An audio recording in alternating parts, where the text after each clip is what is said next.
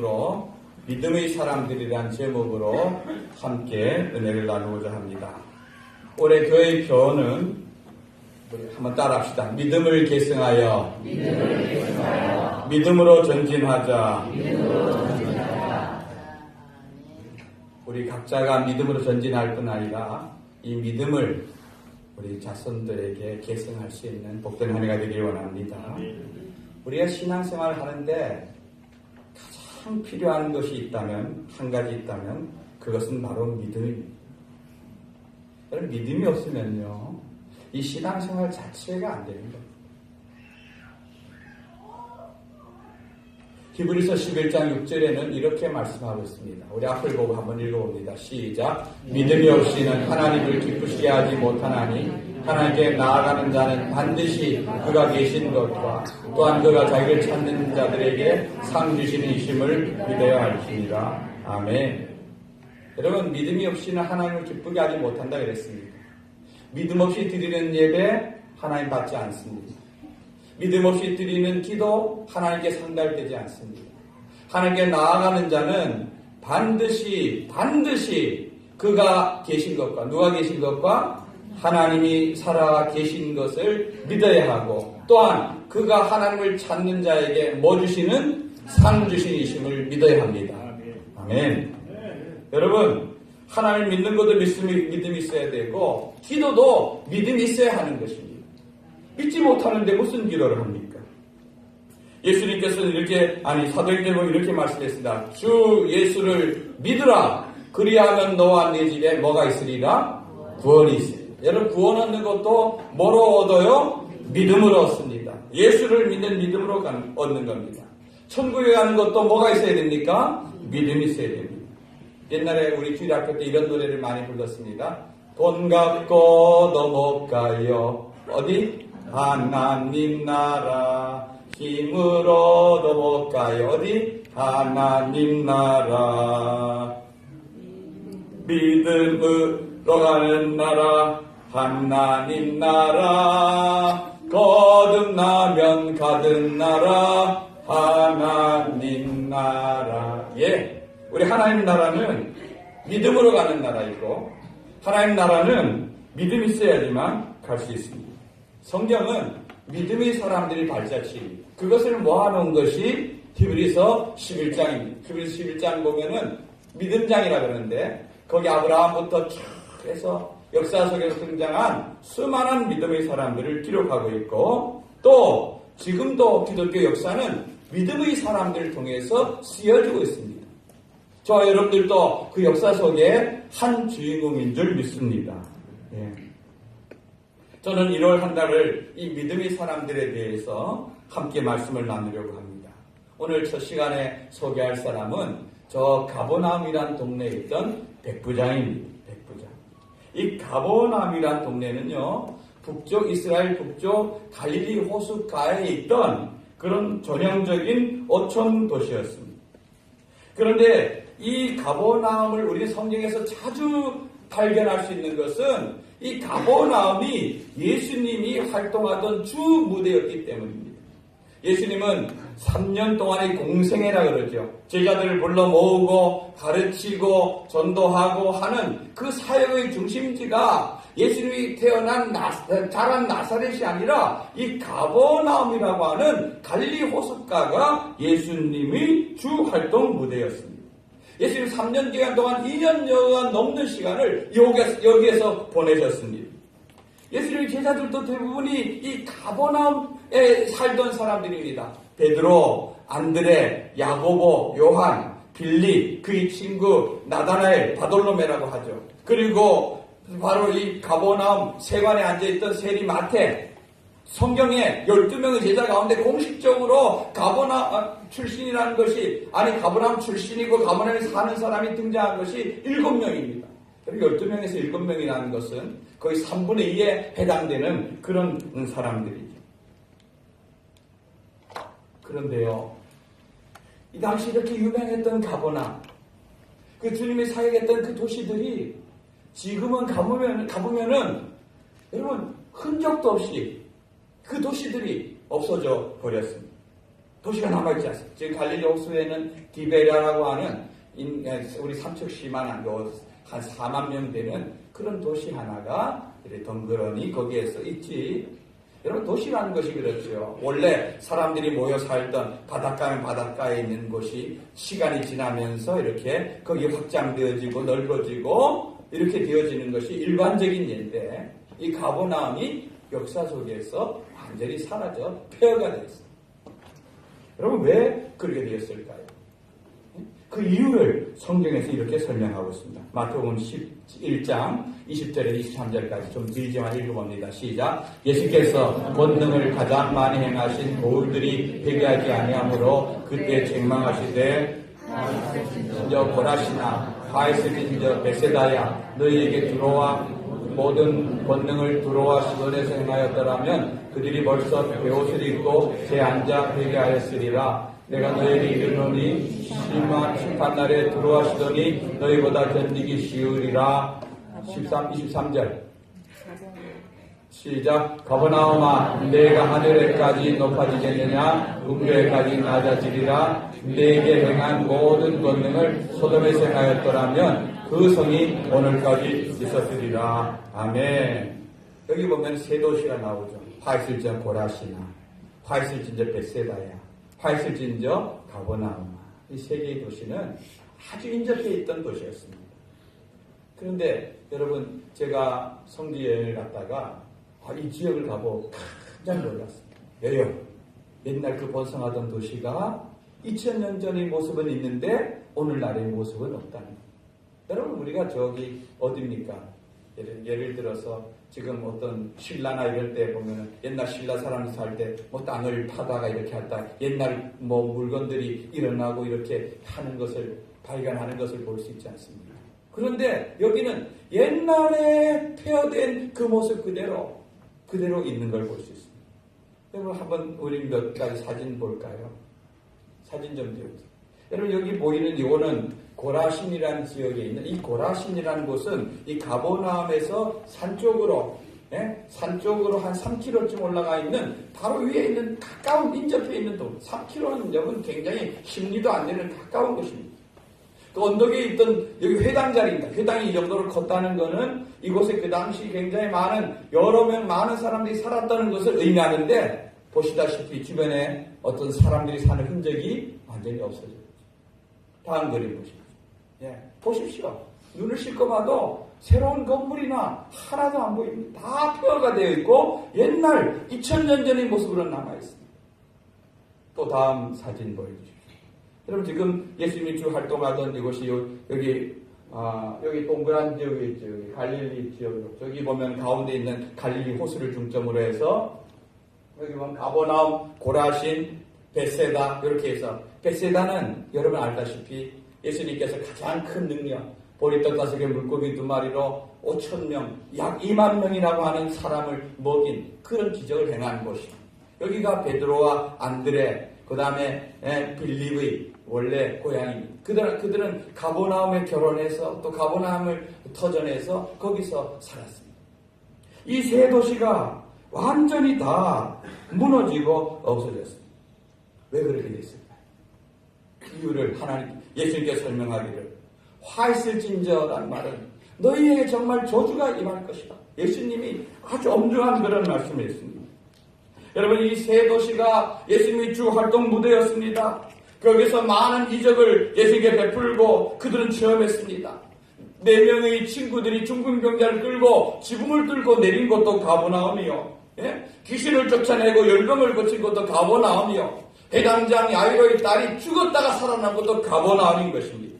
이렇게 수많은 질병, 귀신, 죽음의 문제도 해결받은 동네가 가버나움인데, 그리고 주변에 있는 고라신과 베세다인데, 동네 사람들이 기적을 볼 때는 환호했습니다. 떡을 먹을 때는 예수님을 임금 삼으려 했습니다. 그러나 그 뒤에 보면 그들은 진정으로 회개하고 예수님 회개하지 않고 예수님을 자신의 구세주로 믿지 않았습니다. 예수님을 믿음으로 받아들이지 않은 것입니다. 여러분, 기적을 많이 체험한다고 그것이 반드시 믿음으로 연결되어지는 것은 아닌 것을 알 수가 있습니다. 기적을 보고도 예수님 믿지 않자 예수님이 기어이 그 동네들을 예수님께서는 화했을 것이라고 하면서 멸망당할 것을 선언합니다. 오히려 너희보다가 옛날 소돔이 두로와 시돈 땅이 훨씬 더 낫다고 그들을 책망하시는 장면을 볼 수가 있습니다. 그런데 이렇게 도시 전체가 무너지고 폐허가 되는 가운데서도 그 예수님을 진정으로 구주로 믿고 예수님께 나와서 그 인생의 문제를 해결받은 사람이 오늘 성경에 나온 백부장인 것입니다.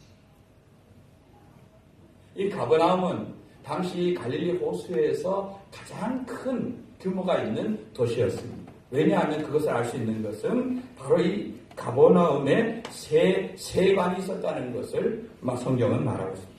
예수님이 제자가 된 세리 그 마태가 이 세관에서 앉아서 지나간 사람들에게 통행세를 받았죠. 이 가버나움 북쪽으로는 수리아, 그리고 이 호수 건너편에 있는 데가볼리 이런 지역으로부터 지나가고 이 호수를 통해서 이제 남쪽 이 유다로 내려가는 모든 물품들에 대한 그 관문이 되었습니다. 관문이 되어서 거기 들어오는 물품들에 대해서 통행하는 수출한 물건들의 통행세를 거기에다 물리는 이런 일을 거기서 했던 것입니다. 물류가 많이 흐르고 사람들도 이동도 많다 보니까 중요한 도시가 되었고, 그러다 보니까 로마, 그 당시 이 이스라엘 지배하고 있던 로마라는 나라가 여기에다가 주둔군을 보내서 그 사람들이 이 도시를 전체를 장악하고 그 동향을 파악하고 있었던 것입니다. 근데 당시 북쪽 갈릴리 사람들은요, 모든 면에서 정치, 경제, 사회, 문화 모든 면에서 남쪽 유다 예루살렘에 소외당하기 때문에 이들은 늘 중앙정부와 그들을 지배하는 로마에 대해서 반감을 가지고 있었습니다. 그래서 언제든지 그것에 대해서 그들은 다시 독립하고 찾으려는 이런 마음들이 있었던 것을 알 수 있는데, 그러니까 로마 그 주둔군들의 주 활동은 주민들의 동향을 파악하고 반란이나 폭동을 미리 예방하는 이런 일을 행하는 것입니다. 여러분, 백부장이란 말은요, 100명의 구안을 거느린 그런 장교를 의미합니다.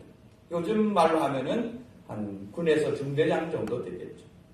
그러나 요즘 이 당시 백부장의 권한을 오늘날 중대장의 권한 정도로 생각하면 큰 오산인 것입니다. 이 가버나움이라고 하는 그렇게 크지 않은 이 동네에는 어쩌면 백부장이 이 전체 지역의 그 군인들과 그 모든 것을 실질적으로 전체를 책임지는 총책임자의 위치에 있었던 그런 사람인 것입니다. 그의 말 한마디로 그 지역에 있는 사람들이 생사를 좌우할 수 있는 그런 막강한 권력과 막강한 지위 자리에 있던 사람인 것입니다. 그의 주 임무가 지역 주민들의 움직임을 파악하다 보니까 자연스럽게 예수라고 하는 사람에 대해서 관심을 갖게 되었습니다. 저 나사렛 출신의 청년 목수가 어느 날 가버나움에 오더니 제자들을 불러 모읍니다. 사람들이 그에게 모입니다. 그를 통하여서 놀라운 이적이 나타납니다. 회당에서 그가 하나님의 말씀을 가지고 설명을 하는데 바리새인들과 다른 사람들이 어느 누구보다도 듣도 보다 못한 그런 새로운 말씀들, 권위 있는 말씀들로 가르칩니다.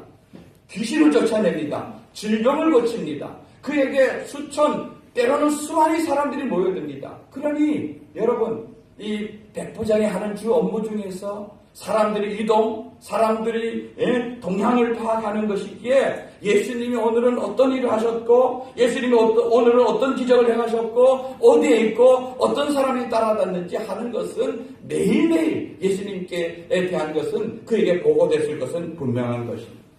그런데 그것을 그냥 어떤 로마의 반적대적인 세력으로 그런 업무로만 그는 그것을 대하지 않았던 것으로 보입니다. 여러분, 믿음이라는 것은요, 말씀을 들으면서 믿음이 나옵니다. 예수님의 말씀을 듣고 예수님에 대해서 그가 소문을 듣고 할 때에 그것이 그에게 믿음으로 연결돼요. 참, 이 믿음이라는 것은 오늘 예수님이 그 백부장의 믿음에 대해서 예수님께서 굉장히 놀랍게 여기신다. 이 믿음의 세계는 정말로 놀라운 일입니다. 교회를 5년, 10년, 아니 수십 년 다녀도 믿음이 없는 사람은, 믿음이 안 생기는 사람은 안 생깁니다. 그런데 어떤 데는 저 중동 같은 지역, 모슬렘들이 있는 지역에는 여러분 예수님을 전할 수도 없고 들을 수도 없습니다. 그런데 거기에서 간혹 예수님을 만난 사람들을 보면은요, 어떻게 방송을 돌리다가, 라디오를 돌리다가 우연히 기독교 방송에 접촉을 했는데 그 예수님의 말씀이 믿어지고 그들에게 전한 복음이 믿어져서, 여러분 그 모슬렘 사회 속에서 예수를 믿는다는 것은 생명을 걸어야 되는 거예요. 우리가 요르단의 사회 같은 박천민 선교사를 통해서 아는 것은 암만인가 거기에서 어떤 사람이 결혼하고 가정을 꾸민 사람이 어느 날 라디오를 돌리다가 기독교 방송을 들었습니다. 그리고 그분의 마음속에 예수님이 믿음으로 들어왔습니다. 예수님을 믿는 믿음을 갖고 가기 시작했습니다. 그러니까 만약에 그것이 그 가족 속에서 발견되어지고 드러나게 되어지면은 가족들이 그를 죽입니다. 명예살인이라 그래서 가족의 명예를 지키기 위해서 그 자기와 다른 종교를 갖는 사람을 죽이는 것입니다. 그래서 이 사람이 생명의 유혹을 느끼고 참된 신앙의 자유를 찾아서 암만을 떠나서, 여러분 고국을 떠나서 요르단이라는 곳으로 입국을 해요.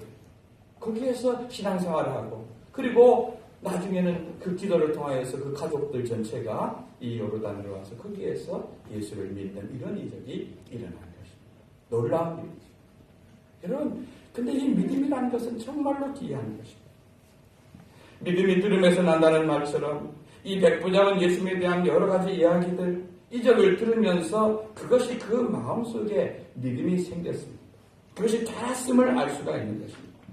그 믿음이 오늘 이 백부장이 갖고 있던 문제를 가지고 주님께로 나오도록 이끌었던 것을 볼 수가 있습니다. 근데 이 사람이 예수님께 나와서 예수님을 찾은 이유를 말하는데 정말 놀랍게 얘기합니다. 6절 말씀을 우리 한번 같이 읽습니다. 시작. 이르되 주여 내 하인이 중풍병으로 집에 누워 몹시 괴로워하나이다. 여러분 굉장히 짧은 본문이지만 여기에서 우리는 두 가지 놀라운 이유를 발견할 수가 있습니다. 첫째는 이 백부장이 예수님을 찾은 이유가 뭡니까? 뭐 때문에 예수님을 찾아왔다고 설명하고 있습니까? 하인이 어떻게 됐다고요? 중풍병이 걸려서 고통을 당하고 있다. 내 하인이 고통을 문제를 갖고 왔습니다.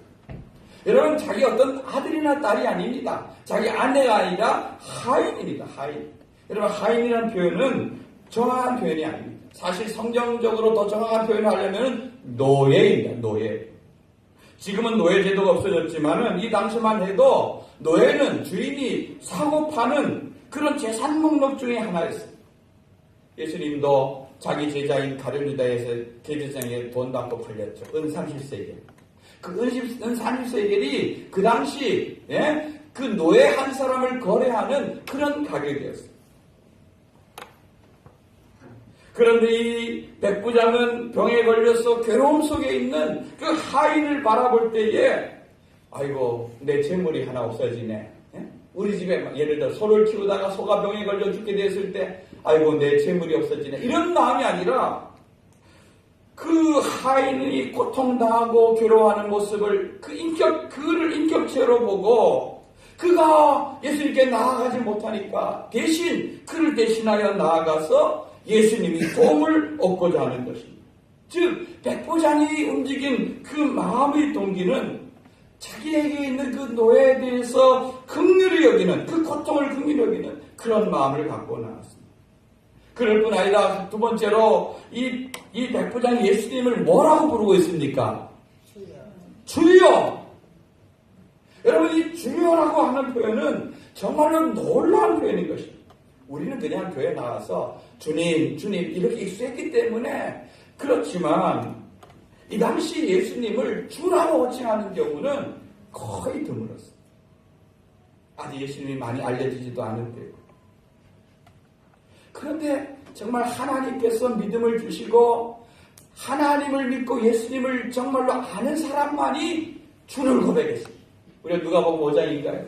베드로가 처음에 예수님 만나는 갈릴리 호숫가에서 제자로 망설이다가 부름받은 장면을 보면은 처음에 뭐라 합니까? 예수님이 저 깊은 곳에 가서 그물을 내리라 이렇게 할 때 선생님 이럽니다. 그죠? 선생님. 랍비여 이렇게 말. 랍비여. 우리가 밤새도록 고기 잡은 것이 없지만은 말씀에 의지하여서 내가 가봅니다. 이렇게 합니다. 그 당시 베드로는 예수님에 대해서 그래도 많이 알고 있던 상태였는데도 랍비여 이렇게 호칭합니다. 근데 고기 잡힌 걸 보고 예수님께 와서 뭐라고 고백합니까? 주여 나를 떠나소서. 여러분 예수님 만나면요 호칭이 바뀌어지고 주라고 해도 그 주님이 진정으로 주인으로 그 마음속 깊은 곳에 다가오는 줄 믿으시기 바랍니다. 당시 예수님을 표현을 보면은 저 나사렛 예수, 나사렛 출신이란 말입니다. 예? 그리고 좀 더 나은 표현은 랍비, 그냥 선생. 우리가 나이 드신, 뭐 제가 예금 이런 금융기관에 가고 그러면은 우리 보고 보통 뭐라고 합니까? 모르는 사람한테 그냥 호칭이 선생님 이러잖아요. 그죠? 선생님. 우리 어릴 때는 선생님이라는 호칭을 정말 자기를 가리키는 은사나 아주 좀 높은 분들에게 썼는데 오늘날은 선생이라는 표현은 그냥 나 외에 조금 나이가 많거나 좀 모르는 사람을 조금 높여서 부르는 정도 이렇게 쓰는 게 그렇습니다. 근데 이 당시도 주라는 표현은요, 이거는 그렇게 마음대로 이렇게 쓸 수 있는 그런 단어가 아닙니다. 신약성경에 주님이라는 단어는 600회 정도 나오는 아주 중요한 단어입니다. 근데 대부분이 바울 서신을 보면 주 예수 그리스도, 우리 주 예수 그리스도 이럴 때 주라는 표현을 많이 썼습니다. 예수님이 사역하실 때 예수님을 향하여서 주라는 표현은 여러분 성경을 찾아보십시오. 그렇게 많지 않습니다. 여러분 이 주라는 표현을 어떤 사람이 쓰느냐 하면 이 당시는 정말로 마음속에서 존경하는 사람, 내 인생의 가장 큰 존경할 만한 대상자, 그리고 집안에서 가장이나 주위 군대의 권위자를 부를 때 아마 이 백부장은 자기의 총독이라든가 천부장을 부를 때 주인이여 이렇게 나는 그분이 밑에 있는 부하단 이 의미로 그렇게 불렀던 것입니다. 나중에는 이 주라는 호칭은요 로마 황제를 호칭할 때 주라고 썼습니다. 여러분 그러니까 로마 황제를 주라고 했으니까 이걸 일반적인 아무에게나 붙이는 그런 단어가 아니었다는 것을 우리가 알 수 있는 것입니다. 또 예수님 당시에는 구약의 하나님을 신약에서 부를 때 이 주 아도나이 이렇게 불렀던 것을 알 수가 있습니다. 여러분 주라는 고백은요 누구나 아무나 할 수 있는 것이 아닙니다. 고린도전서 12장 3절에 보면 이런 말씀이 있습니다. 한번 읽어봅니다. 시작. 성령으로 아니하고는 누구든지 예수를 주시라 할 수 없느니라. 아멘. 여러분 우리가 지금 마태복음에 또 이런 말씀도 있잖아요. 너 나더러 주여 주여 하는 자마다 다 천국에 들어가는 것이 아니다. 어쩌면 우리가 오늘날 주라고 많이 얘기하죠. 여기 교회 나온 분들은 다 예수님을 주라고 할 겁니다. 근데 주여 주여 이 말은 뭐냐 하면은 말로만 주여 주여 해서는 안 된다는 거예요. 정말 성령께서 나 마음속에서 예수님이 주라는 것은 그분이 내 인생의 생사화복을 주관하는 주인이고 나를 통치하는 주인이라는 것을 고백하는 것입니다. 그런데 가버나움의 실질적인 실세인 이 사람이 불과 30살에 불과한 청년 예수를 부르면서 뭐라고 호칭합니까? 주여 주님 이렇게 호칭했다는 것은 이거는 대단한 절칭임을 알 수가 있습니다. 그런 요청을 받고 예수님이 내가 고쳐주러 가겠다 했을 때 그것을 정중하게 사용합니다. 거절하는 것이 아닙니다. 어찌 당신 같은 분이 내 집에 옵니까? 나는 감당치 못합니다. 나도 남의 수하에 있는 사람인데 나더러 이리 가라 하면 가고 저리 가라 하면 가는 그런 존재입니다. 이 말은 뭡니까? 자기를 예수님보다 자기를 높입니까? 자기를 낮추는 겁니까? 자기를 낮추는 겁니다. 그리고 예수님 어떻게 하는 겁니까? 높이는 겁니다. 주인이여 나에게 말씀하세요. 이 종과 같은 자에게 말씀하세요. 당신이 하인 같은 자에게 말씀하세요. 당신이 부하 같은 자에게 말씀하세요.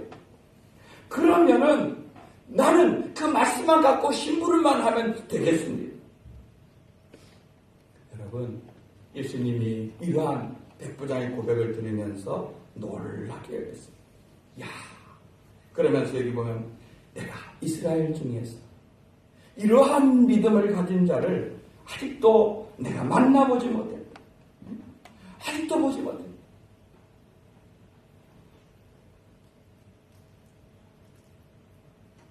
여러분, 그리고 나서 예수님은 이런 축복의 말씀을 합니다. 11절, 12절 말씀을 우리 앞을 보고 한번 읽어보겠습니다. 11절, 12절 시작. 또 너희에게 이르노니 또 동서로부터 많은 사람이 이르러 아브라함과 이삭과 야곱과 함께 천국에 앉으려니와 그 나라의 온 자손들은 바깥 어두운 데서 펴나 거기서 울며 이를 갈게 되리라. 아멘.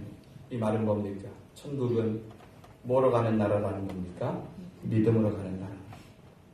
아브라함에 있었던 믿음, 이삭에 있었던 믿음, 야곱에 있었던 믿음으로 가는 나라지. 우리가 이 당시 유대인들처럼 우리가 아브라함의 후손이니까, 우리는 믿음의 후손이니까, 하나님 우리를 택하셨으니까 천국은 저절로 가는 그런 나라가 아니라는 겁니다. 이방인을 할지라도 이 백부장처럼 믿음이 있는 사람은 천국에 함께 앉을 수 있지만, 믿는다고 하는 가정, 가문이라 할지라도 이 믿음이 그들에게 계승되고 이 믿음으로 주님을 고백하지 않으면 그들은 천국에 못 들어간다는 경고의 말씀인 것입니다. 여러분, 우리에게도 이 말씀은 경고의 메시지로 받아들여야 됩니다. 여러분, 예수님께서 믿음 없는 동네, 그렇게 많은 기적과 이적을 보면서도 믿음 없는 동네 어떻게 했습니까? 화 있을진저 너희들은 무너질 것이다. 믿음 없는 동네 무너져 버렸습니다. 믿음 없는 가정도 무너질 것이라는 경고를 하고 있는 것입니다. 여러분, 우리 교회 올해 표처럼 믿음을 계승하는 것이 무엇보다도 중요한 것입니다. 여러분, 늘 말씀드리지만 신앙이라는 것은 나와 하나님과 1대1의 문제인 것입니다. 내 아버지 하나님이 나의 하나님이 아니고 내 하나님이 나의 자녀들의 하나님이 아닌 것입니다. 모두가 다 하나님과 나와 1대1의 신앙과 1대1의 믿음을 가져야지만 그들이 모두가 다 하나님을 쏠 수 있는 것입니다. 여러분의 가정은 안전합니까? 여러분의 자녀는 안전합니까?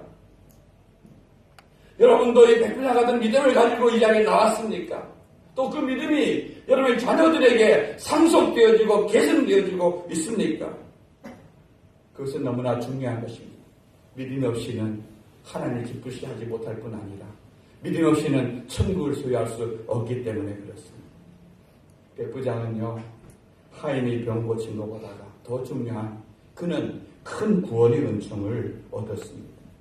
왜냐하면 그의 마음속에는 이미 예수님이 주로 그의 마음속에 와 있었기 때문에 그러합니다. 말씀을 마칩니다. 우리에게 백부장과 같은 믿음이 있기를 원합니다. 정말 여러분 심령에 이 백부장 같은 믿음이 있기를 그럼 간구하는 복된 한 해가 되기를 원합니다. 신앙생활을 오래 한다고 되는 것이 아닙니다. 여러분, 이 믿음이라는 문제는요, 믿음이라는 것 성경은 내 믿음이 크도다, 이런 믿음은 내가 만나보지 못하였다, 이런 칭찬이 있는 반면 이 믿음이 적은 자야, 이런 책망도 있습니다. 믿음은요 한결같지 않습니다. 커지기도 하고 작아지기도 하고, 이것은 변하는 것입니다. 왜요? 그 사람이 얼마나 주님과 더불어 말씀을 듣고 믿음의 반응을 하는 삶을 살아가는가에 따라서 믿음의 모습은 각각 달라지게 되는 것입니다. 여러분, 백부장 같은 믿음, 주님을 기쁘게 하고 주님을 감동시키고 주님께로부터 필요한 것을 얻는 믿음, 나아가서 구원의 은총을 얻는 이런 복된 믿음의 소유가 되기를 주님의 이름으로 축원드립니다. 아멘. 기도드리겠습니다. 우리 한번 같이 기도하면서 하나님 아버지, 이 믿음을 나에게 주옵소서. 백부장같이 예수님이 정말 내